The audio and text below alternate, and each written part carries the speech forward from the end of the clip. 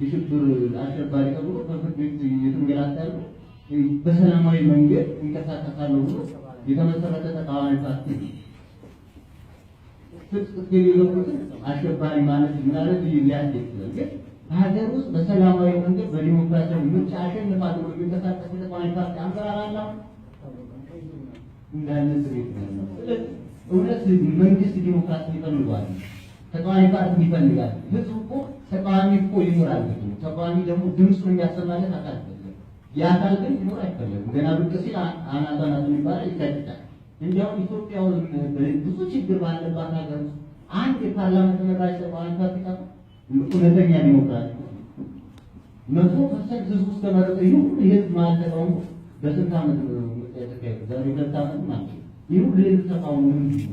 ስለዚህ የታፈነ ኃይል አለ ያ ደግሞ ሲፈነዳ ከቁጥጥር ውጭ።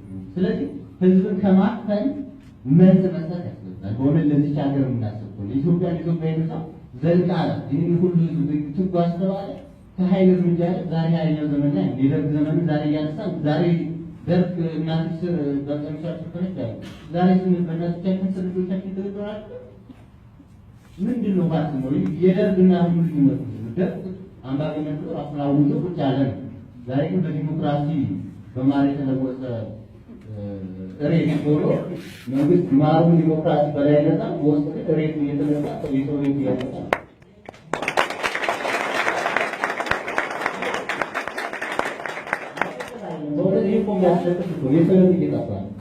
ስለዚህ ተደማምጠ እናያለን።